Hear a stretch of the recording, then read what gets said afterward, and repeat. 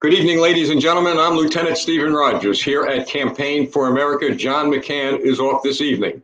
He will be back with us next Wednesday.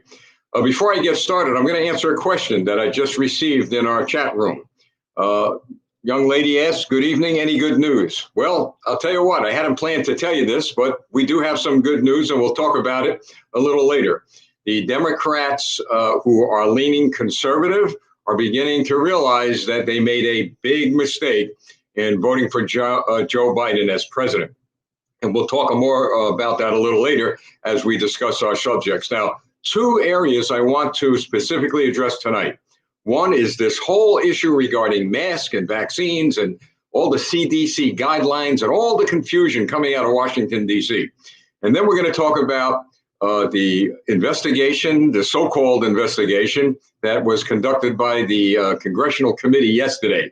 I want to talk a little bit about that and get into what the police officers had to say versus what wasn't said.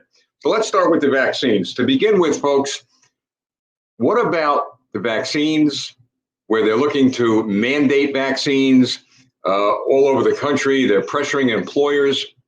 I suppose airlines and transportation industry, a lot of the private sector, they're actually using this idea of those entities mandating vaccines, holding these employees hostage. In other words, you either get a vaccine or you're out of work. It's been extended, the mandate, if you will, to the NFL, to the NBA, to a lot of these sports teams. And now these sports figures are quite upset, as well as people who work in business and industry and manufacturing across the country. So what does the government do? Well, they know that they can't get away with having a national mandate of wearing masks and having vaccines. So they put all this pressure on these big, huge companies, and they tell them, look, here's what you need to do to help us, that is, help the government, make sure that everyone in this country is vaccinated, and that everyone who is vaccinated and not vaccinated wears a mask.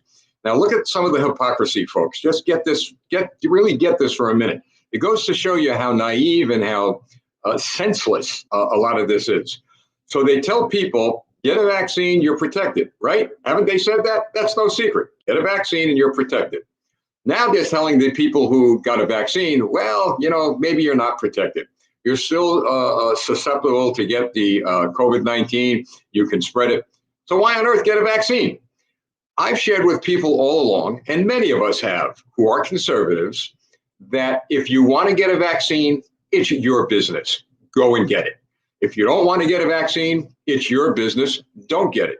Nobody on the face of this earth, especially the United States government, needs to know your personal medical business, period. Which leads me to this. It is not the business of the United States government to dictate what we, the people, know what is best for us when it comes to our medical condition. With regard to vaccinating children, I feel the same way. Parents, they are the ones that should be making the decision whether their children should be vaccinated or not. Not the government, not the school district, but the people, the parents. My parents knew what was good for me when I was at age 1 all the way up to God knows what age. Well, same thing with me. I know what's good for my children. I know their medical history. And the fact of the matter is, I'm not going to have any government tell me what to do and how to do it when it comes to raising my children. And I think that's fair. It's a constitutional right. It's a right of parenting. Since when, folks? Since when did we surrender our ability to be parents to the government? Now, I want you to think about what's happened over the years. Parents, their rights have been slowly eroded for many, many decades. And the reason why that has happened is that we entrusted the people we elected to office to protect our rights. But for the most part, they have failed. They haven't protected our rights. I'm talking about both parties now. I mean it, both parties. Republicans are elected to office are as guilty as Democrats are elected to office when it comes to protecting our rights. So instead of standing up for us, we the people, they decide to protect their own political turf. They decide to protect their own political careers. This is why, folks, I've said over and over and over again, the way to stop it, people are asking me day in and day out, what can we do? How do we stop this? How do we stop this recklessness that's going on in our country? How do we stop going down that road with all of these politicians, Republican, Democrat, Independent? I mean, they're not looking out for us. There are some who are, but I've got to tell you, I think most of them don't really give a darn, because if they gave a darn, we wouldn't be in the position we're in. This is why I've said, you want to stop it, folks? Term limits. 2 words, term limits. I said over and over again, you got to live by example. I was elected to office twice. I term limited myself and I walked away. People didn't believe that I would do it. I did it because I believe that when you get elected to office, it is a temporary job, not a permanent fixture in the United States Congress or in any elected office, from school boards all the way to the White House. Think about this, folks. Term limits means that the lobbyists who are killing us, we the people, as taxpayers, and just filling the pockets, if you will, of a lot of politicians, both through money and power, the lobbyists, you know what? It comes to an end. Imagine you're elected to office as a congressman or congresswoman. All right, now you run for re-election. Well, the lobbyists know you're done. You're done in 4 years. There goes all their influence down the tubes. Why? You're gone in 4 years. You're gone in 8 years. Whatever the term limits are, you're gone. You become a nothing. All right, absolute nothing in the eyes of these lobbyists. Now, in the eyes of these politicians who don't want term limits, we are the nothings. They really believe that, folks. If they didn't believe it, we wouldn't be in the position we're in. Now, so what we need to do is to come together as a country and start pursuing methodologies, ways and means to stop this road we're going down.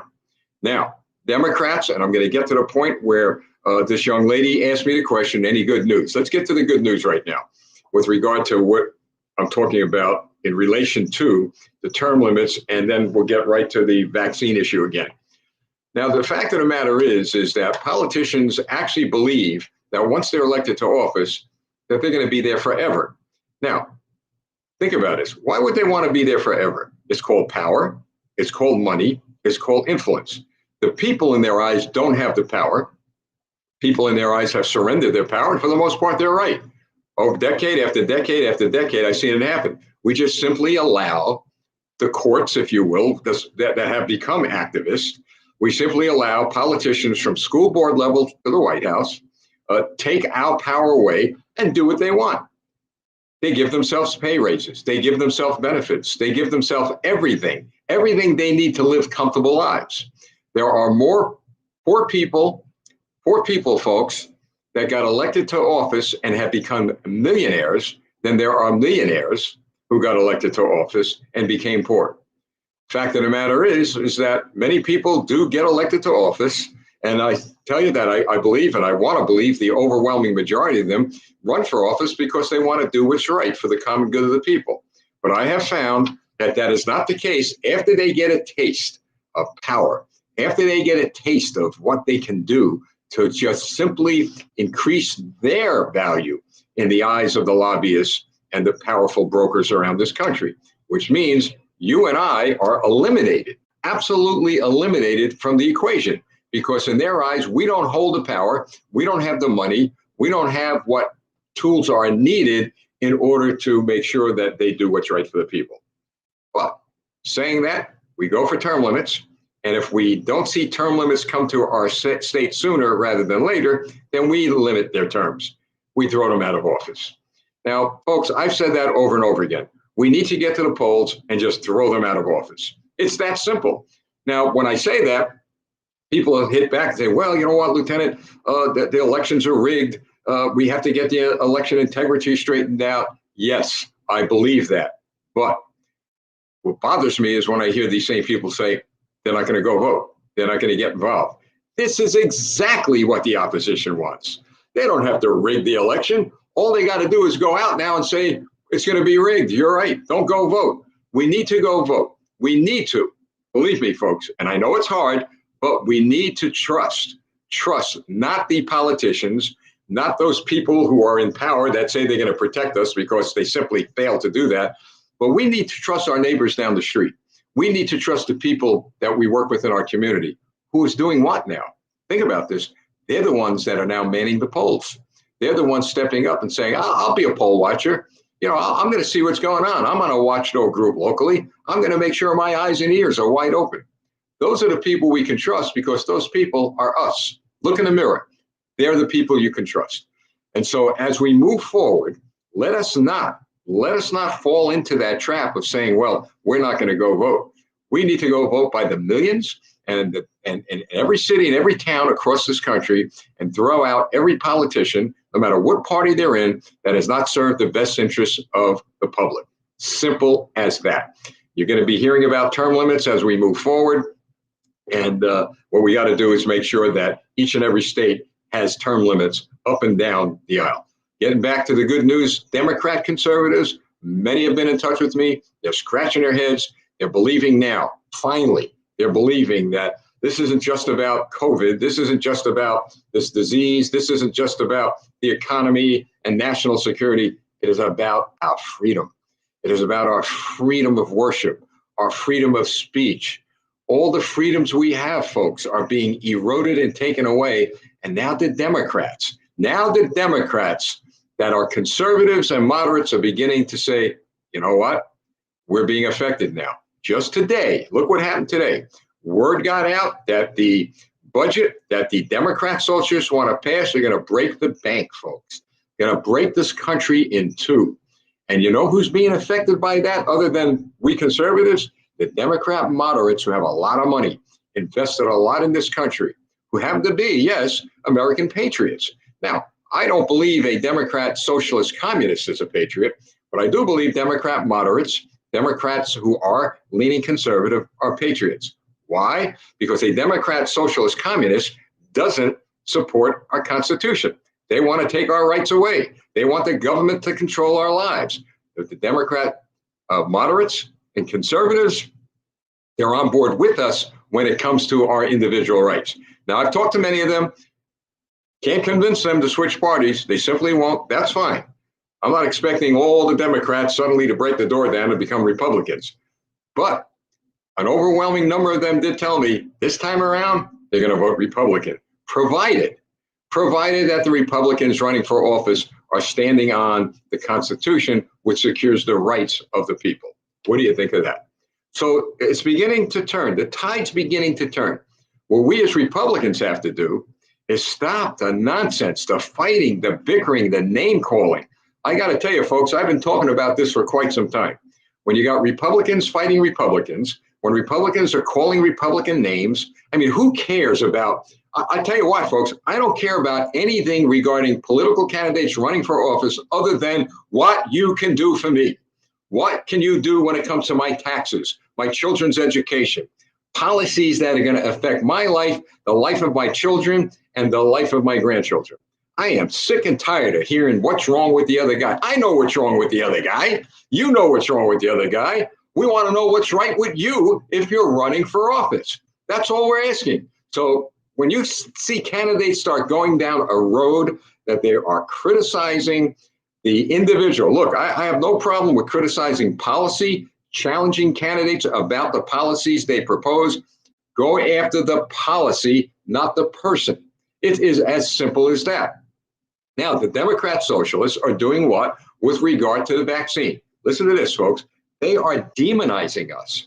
They are demonizing all of us who have said we're against mandates. We're against vaccines that are mandated.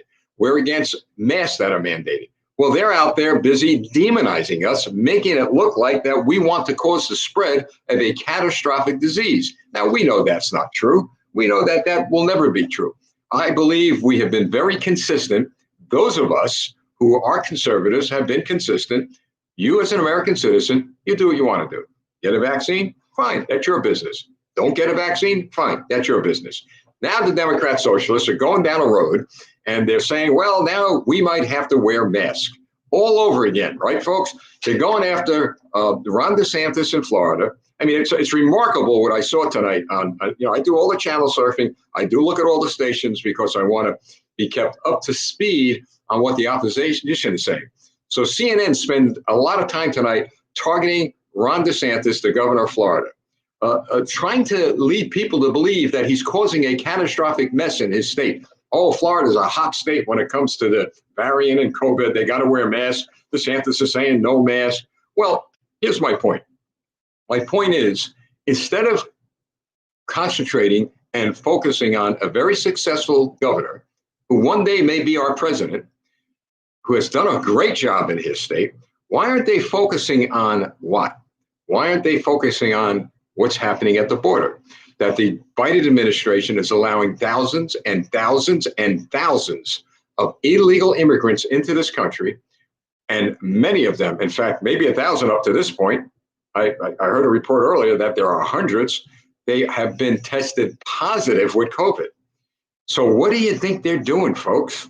They, meaning the U.S. government under the Biden administration, without letting the border towns know and the border states know, they have put these people on buses and transported them to hotels in the border town regions. Check it out. It's fact. We don't say anything on here that's not fact. There was police officers, Border Patrol agents on TV tonight explaining to everyone that they had no knowledge that the United States government and others of the HHS, et cetera, have been putting COVID, positive COVID illegals on buses to hotels in their communities. Now, I wonder how many are being shipped out to your town, my town, and others. This is the Biden administration solution to the border problem. Let them all in, COVID or not, bingo, let them out into each town. While that's happening, you, an American citizen, is being mandated by your government to wear a mask. And if they had their way, they would mandate everyone to get vaccines. We cannot no longer allow this to happen. Now, when it comes to the employers, I've been asked, well, what can you do to an employer if they force you to take a vaccine? Well, I've heard, and I'm going to look into it, that the courts did rule that the employers do have a right to impose this mandate, if you will, on employees. So again, that's up to you. That's a tough situation. I mean, you need bread and butter. You need to pay your bills, your taxes. I mean, I'll tell you, that's a tough situation. But here's what I would recommend. I would recommend that you find others in your company who are being mandated to do this. And if, in fact, you decide to get a vaccine through the coercion, all right, of your employee, get their names. Get the employer's names. I mean it, folks. Write them down, write notes, and get ready to sue them personally. Personally, folks, if you get sick, if something happens to you. Because I'll tell you, a long time ago, a very wise person said to me, and I never forgot this, that in America, anybody could sue anybody for anything. You don't need proof. You need proof to prove your case. But I said, so then what's the idea of suing them? He said, the idea is to get them into court and to drain their bank account, drain it out, and they're going to surrender. They're going to surrender. They're going to stop. So the strategy might have to be sue them. And, you don't have to prove, sue them. You know what? You're going to, I mean, personally, where they're going to have to spend money on attorneys. Now, you may ask, well, where do you get an attorney? And you can't afford it. That's why I say, get together a whole group of people. And there are a lot of good conservative leaning attorneys who may do it pro bono. Sue the living daylights out of them. Cost them enough money that they're going to be sorry that they took the socialist agendized mandate and put it on your head. It's you who should be making those decisions, not the government. And remember, I always quote Ronald Reagan when he said, when the government, when you get a knock at the door, remember that knock, the great knock here. Hi, I'm Mr. U.S. government. I'm here to help. What did Reagan say? Close the door and run out your back door and run as far as you could. The government created the problem. The government can't solve it, but the people could solve it. I have enough confidence in the American people that they make the right decisions for what's right for them, not for the politicians. Okay, so let's move on with the vaccine. I went on a little bit of a tweet storm today, got quite a reaction, so I'd like to share them with you. And you know what? We got this chat room. If you'd like to add some value, I'll read some of your messages. All right, so now Chicago.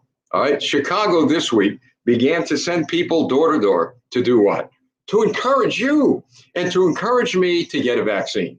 So they're going door to door, and they're trying to spend time with people that it's better for them to get a vaccine than not get a vaccine. Now, I done some talking around. I know some people in Illinois, I've been talking to a few of them out there, and they said that this is probably the most reckless, stupidest idea that has come down the road. Nobody wants to be bothered. Not even some of the Democrats want to be bothered. Again, an infringement on their rights. So here's what I tweeted out. Chicago is sending people door to door to encourage individuals to get vaccinated, according to the Hyde Park Herald. Chicago should be more concerned about encouraging people. Now, these are my words. Chicago should be more concerned about encouraging people to move out before they become the victim of a shooting. Dems must be proud. So here you got another epidemic in Chicago. It's called murder. It's called bloodshed. It's called killing. It's called crime. Every single week, folks. It's no secret. What are we hearing in Chicago? Who died? These many kids died. That many adults died. How many shootings? How many murders? How many muggings? How many rapes? All in the city that the politicians decided to have their officials knock on the doors of people, not asking them about the crime rate and maybe what the city can do to prevent them from becoming the victim of a shooting. Instead, they're asking them, did you get a vaccine? See, that's how crazy this is, folks. I mean, the priorities of these politicians are all wet. And hopefully, the people in Chicago will wake up and they'll decide that they got to get rid of their elected officials. Now, also, I said it's incredible to see all these experts. You notice we have all kinds of experts on TV now. This medical expert, this political expert, this mask expert, this virus expert. I mean, there are so many experts, folks. It's just thoroughly confusing as to really who's telling the truth. So here's what it boils down to. It's incredible to see all these experts and Biden talk about masks. This is my tweet. These people are inept. Can they be trusted? Well, no, they can't. Okay, I'll answer it. I didn't answer it on here. They can't be trusted. If they're from the government and the Biden administration, they can't be trusted. So I go back to what President Reagan said years ago. Don't trust the government, but trust your instinct. My instinct tells me they don't have a clue. Fauci, all of these experts, all of these doctors saying this and saying that, they don't have a clue. Goes back to that old saying, you go into an office with 10 doctors or 10 lawyers, you ask a question, you get 10 different answers. So the answer, folks, is what is in your heart, your mind, your soul, and your spirit. The answer is the decision that you need to make based on all the credible information that you can get regarding the medical conditions of yourself, your children, or family members. And then I always say, you pray to God that you make the right decision, and then you go with it. You go with whatever decision you want to make, not what the government makes. So here they are. They've got all these experts trying to convince us, well, those of you who are anti-vax, well, you're causing the spread of this disease. I don't think any of us have said we're anti-vaccine. We're anti-mandate vaccine. You see how they twist this thing around? Folks, you want to get a vaccine, that's your business. That is your business. So they label us and demonize us as anti-vaxxers. Well, hey, listen, I'm not an anti-vaxxer. I am a pro-constitutional person. I want people to make their own decisions. You want to get a vaccine? Good, I don't care. But don't tell me that I've got to get a vaccine. So now what they're doing is they're telling us that, well, those of you who don't get vaccines, you're really causing a danger here, really causing a problem. Now, what did they say to the people who got vaccines? And now they're telling them, well, now you got to wear a mask. Why do I have to wear a mask? I got a vaccine. Because the vaccine don't work. All right? That's the only conclusion you could draw. That is the only conclusion you could draw. They are so inept in their messaging, they have no idea what they're talking about. That's why I stated they don't have a clue. My opinion, right? Okay, now, I also stated that the demonizing of the unvaccinated are those of us opposed to mandates. They're demonizing, when they do that, folks, listen to this, when they demonize those of us who support mandates, all right, who support no mandates, okay, those of us who support no mandates and suggest that people should make the decision with regard to vaccinations based on their medical conditions, not what the government says. Here's what I said, folks. Those demonizing of the unvaccinated and those of us opposed to mandates, here's what they're really demonizing. The ideology of liberty and freedom. I stand for liberty and freedom. So what they're attacking is liberty and freedom. They don't want us to make our own decisions. They want the government to make the decision. Well, not me, folks. I'll make my own decisions, which leads me to this. Get a kick out of this, folks, which leads me to the hypocrites. Listen to this. Another thing that I tweeted out, and I got some reaction. Where are the voices of the pro-choice crowd? You know that crowd, right? Pro-choice, my body, my choice. It's my body. I'll do what I want with it. The government is not going to tell me to do what I need to do with my body. Remember that crowd, folks? Pretty silent, right? Well, where are they? I stated there that they are another group sucked into a socialist movement that will make sure that they have no choice about anything in the future if the government has its way. I choose life and liberty. My point is this. So the pro-choice people are silent. They're silent, folks. And if they're not silent, they're actually supporting mandated vaccines. What they don't get is this. This is the first step of taking all your choices away. You're not going to have a choice in the future, because speak to someone from a socialist communist country and they will tell you it begins with something like this. So the big loud mouths, my body, my choice, where are you? You should be crying, my body, my choice now. Why? Well, why are you allowing the government to tell you you must take a vaccine? You seem to be all right when the government says, well, you know what? It's up to you to get an abortion, right? Now, one might say, well, what one has to do with the other. It's clear, folks, it's about choice and government mandates. So they want the choice, folks. They want the choice to say, yeah, I'm getting an abortion. That's my body. The government's can't tell me not to get an abortion. But when it comes to the vaccine, they're telling you and me, you got to get the vaccine. You don't have a choice. They're hypocrites, folks. They're hypocrites, they are. And it just reveals their ilk. Now, let's get to this. Now, here's a soft spot. And I know a lot of people, well, maybe I shouldn't say a lot, but there'll be a few people that are not going to like what I'm about to say. But I'm going to say it because politicians won't say it. Now, all these teachers and all these government workers screaming about mandates, I tweeted this out, must remember that it was their unions who endorsed and continue to support the very politicians forcing the mandates on them. Folks, I'm amazed. I love school teachers. I love government workers. I mean, they work hard. They do a great job, especially our educators around the country. But they're all over the internet screaming, wait a minute, I don't want to be mandated with a shot. I don't want my kids to wear a mask all day. What's this government doing? On and on and on. Your union endorsed these people. Your union, the teachers union, the contractors union, the plumbers union, can go on and on and on. All of your unions. Your unions endorsed and supported the people that are mandating you, that are taking your rights away. Now, some of these union members did get in touch with me and said, well, wait a minute, those are the union leaders. I don't want that. Well, then go and drain your own swamp. How about that? Get rid of these union bigwigs. You think they're going to get vaccinated, most of them? Of course not. You think your money is going to the union leadership to lobby for your rights? Because if that was true, you wouldn't be on the internet, on the air, screaming bloody murder about these mandates, because they would be looking out for your best interests. But you see, the politicians, they don't want to challenge the unions. Why? Because of this, folks, money. They get a lot of money from these union leaders. Why? So that they can throw a crumb to you, the worker, right? What do you get, a couple of percent here and there every year?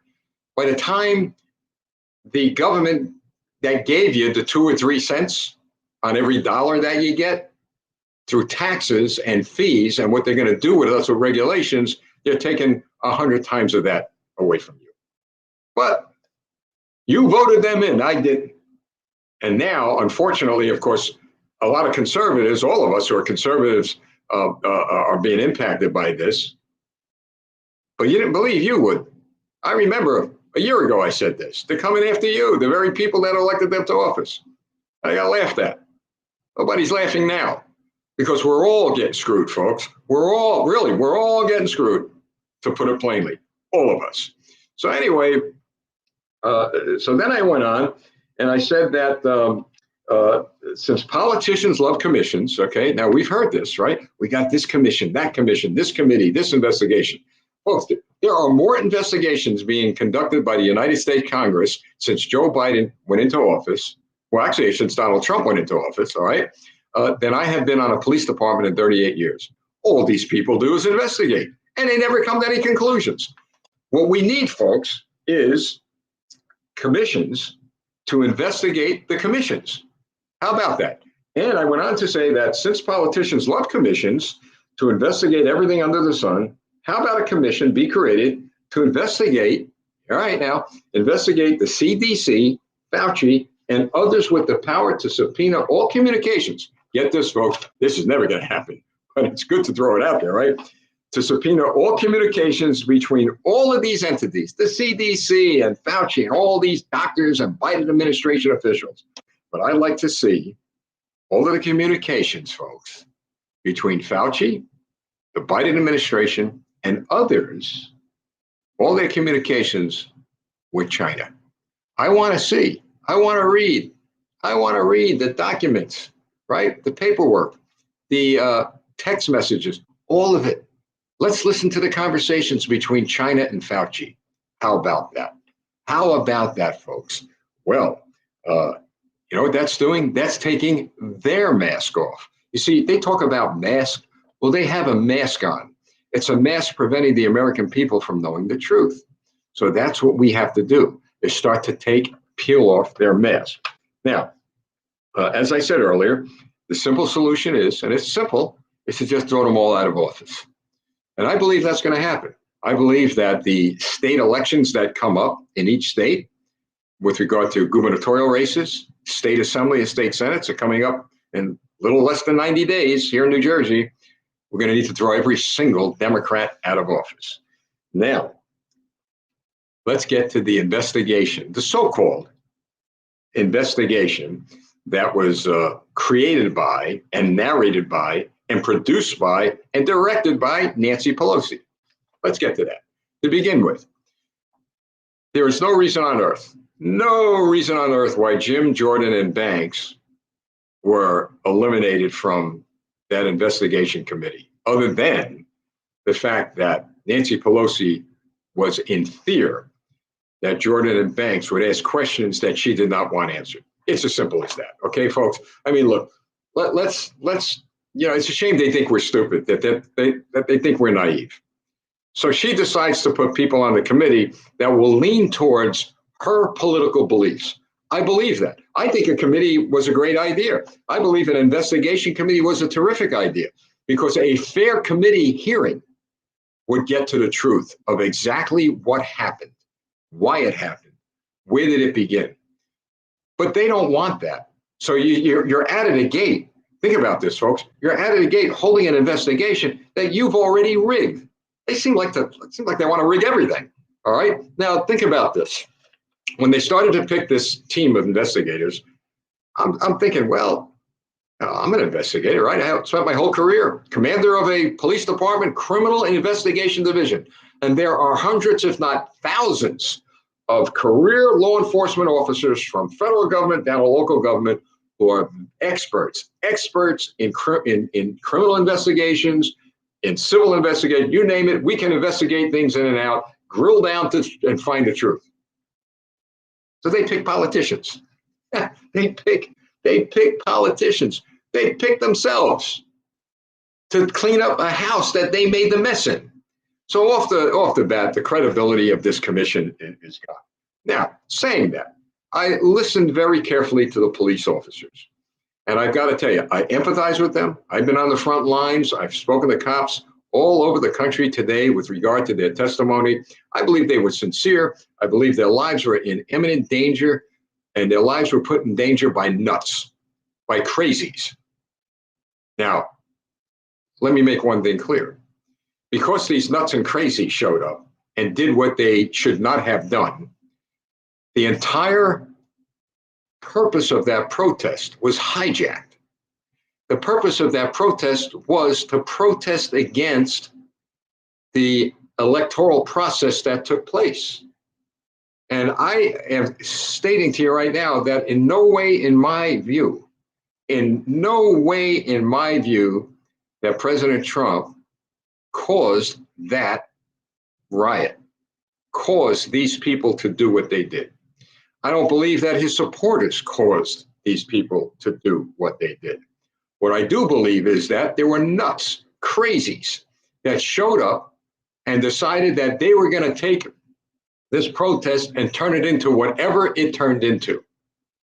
I've seen this happen time and time and time again in 38 years when there were protests or some sort of marches where some crazies would show up and they would do things that were never intended to be done by people who wanted to protest peacefully. I am not at all would ever support, and I know many of you, the overwhelming majority of you listening, would never support anyone putting their hands on a police officer. To see that cop, this is video now, this is just testimony, with his head between two doors and some idiot trying to grab his mask and then punching the guy in the face and then trying to gouge the eye out of another cop and then electrocuting, folks, electrocuting another officer. That could be your son. That could be your daughter. My goodness, that could be me when I was on the job. To assault police officers, that's not what we're about. We are the people. We are the peaceful people who love this country. We are the people who were flying those flags with a blue line on them. We are the people of this country who stand on the Constitution. That's not us. So those people that went out there and did that, you know what? Go to jail. You should go to prison. That could have been my son, my daughter, could have been me, could have been your son, your daughter, doing their job. To do what? To try to control a crowd. But to pin that on every conservative in this country, to pin what they did on President Trump solely, to pin what those criminals did on all of us is dead wrong. What they did was wrong and they deserve to be punished. But the entire conservative movement shouldn't be punished. President Trump shouldn't be punished. They can say all they want, folks. Just think about this. Well, Trump this, Trump that, Trump this, Trump that. They're going to say it anyway. But you know what? Didn't you hear what I heard when he says, march peacefully, and go home? He said that. Now, of course, now listen to this one. Of course, they're going to say, yeah, but you know, the things he said, he incited this, he inflamed this. Well, let me say this to you. In my view, and I'm entitled to my view, this just didn't happen overnight, folks. This was years and decades of that Congress and a lot of those politicians who have been there in their lifetime promising so much to so many and delivering nothing to the people of this country.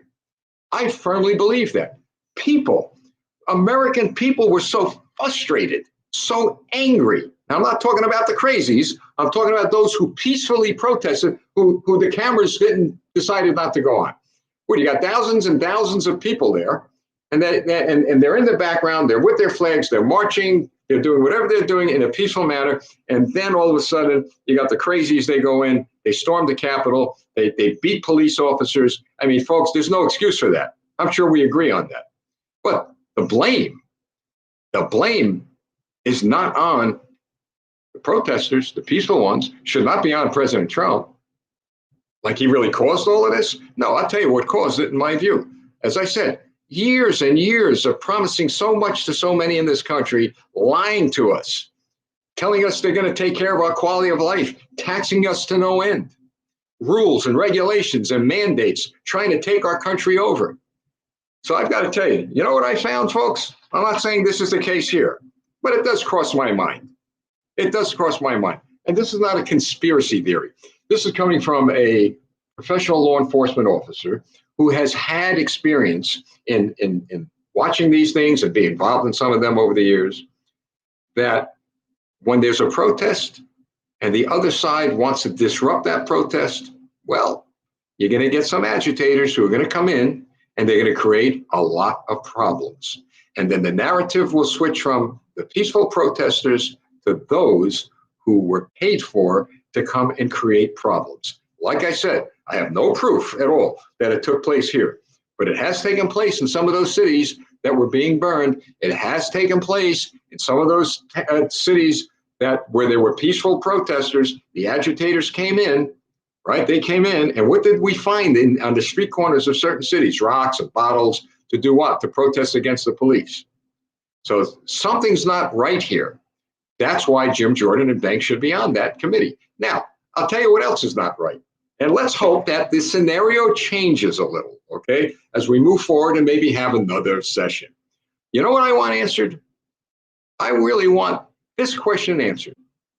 What did Nancy Pelosi know, and when did she know it prior to January 6th? Now, Lieutenant, what are you driving at? Think about this, folks.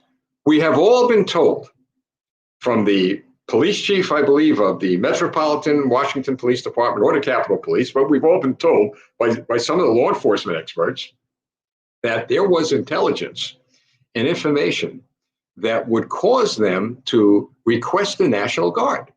Think about that. Now, we haven't seen it, right? We haven't seen the intelligence and information, but they did say there was enough to cause them to request the National Guard, to request reinforcements, I would suppose. Why didn't that happen? Now, you've got some of the Democrat socialists pushing back saying, well, that's not necessarily true. Now, I want you to think about this. Again, it goes back to me sharing with you how stupid they think we are. So here I am. I'm a military intelligence officer, 38 years on a police force, right? Investigating all sorts of criminal activity. Well, the first thing you do, folks, is you base your actions, or shall I say your reaction to a protest like this, you base what you're going to do on the intelligence and the information you receive prior to D-Day, the day that there's going to be a protest. I find it so hard to believe that the seat of U.S. power, where all of our government officials are, the Pentagon, the Capitol, the White House, I find it so hard to believe that our government had no information, that our government had no idea that agitators would come, had no idea that a crowd could get so large that there could be violence. They had no idea, folks. I mean, give me a break. If they had no idea, a few things one of those cops said kind of puzzled me. How did they find weapons on people in places in Washington, D.C., and concluded that I'm talking about guns, folks, all right? And they may have been en route to the protest. How did they know that? How did they know where to look? I mean, there's so many questions that need to be answered. Because if they knew that, then they knew there was the propensity of violence. Then why didn't the National Guard get called in? Why didn't the police? Why weren't they given the tools they would need to hold back the protesters? You see, folks, there has been a complete failure of this government, of this Congress, when it came to protecting the rights of the people to protest. A complete failure in protecting those officers. A complete failure in making sure that violence did not break out. And there are ways and methods of doing that if you have the right information. So now we're going to go down a road. There may be more hearings, and I hope there's more subpoenas. And we got to get answers to those questions. I really want to know what she knew. What did the Congress knew? Who knew what? I mean, you hear Liz Cheney's, Liz Cheney, what did she say today? Let's find out what was going on in the White House during the protest. Sure, go ahead, go to it. But how about Liz? How about asking what was going on in Pelosi's office, in Schumer's office? What was going on? Let's find out. Look at folks, I got to tell you, if they conclude and they could prove to me that this thing, the riot and these criminal acts was planned by one individual, two individuals, well, you know what? Fine. You did your due diligence, but you got to have the evidence and you got to have the proof. Don't go pointing fingers and blaming President Trump, the conservatives, those of us out here who love this country like anybody else. Just don't go pointing your fingers at conservatives. Because I've got to tell you, folks, what I see happening right now before our eyes is a dog and pony show. We've been through this before, and this is causing, again, to open the wounds that need to be healed in this country. So that's why we said to people, and I know it's tough because we're all angry. I'm angry. You see me once in a while, I express my anger. But we need to take a step back. We need a steady ship. We need a steady ship. We got to stay calm, and we've got to get all the facts. Then when we get all the facts, we become strategic thinkers, and we become tacticians, and we do what we must do to right the course of this ship called America. This has happened before. Believe me, folks. Look back in history. It's happened before, and we've had leaders step up, and the people stepped up who are clear thinkers, who are not going crazy, and who are clear thinkers, and they're saying, all right, let's do what we must do. They're playing on people's emotions. They are. And look at, people have a right to be angry. I'm angry. But got to take a step back. You ever hear the people tell you, and man, have I had to learn this the hard way? I'm going to write this letter to so-and-so. You write it, you put all your anger in it, and you remember, well, you know, I remember my friend, my neighbor said, put it in a drawer overnight. Just put it in a drawer before you mail it and read it the next day. I've done that. I read it the next day and I threw it away. So folks, I've learned as a military commander and as a police commander, don't do anything based on emotion. Calm down, take a step back, talk to people. The Bible says there's safety in a multitude of counselors. And I've learned that. Make a phone call. Vent your anger out on whoever you want, but don't do anything that could get you into deep, deep, deep trouble and could hurt the cause rather than help the cause. So as I've said, let's go after these socialist, communist policies. We don't need to call people names. Like I said, who cares who does what in their bedroom? None of my business. But we've got serious business, and it's for serious people. Our rights are under attack. Our Constitution is under attack. Our country is under attack. But I've got news for you. We're Americans. And as I said, we're Americans. We win, they lose. There is no negotiation when it comes to fighting this battle and this war against communism. They tried it before. They tried it in the 40s. They lost. They tried it in the 50s. They lost. They tried it in the 60s, 70s, 80s, and 90s. They lost.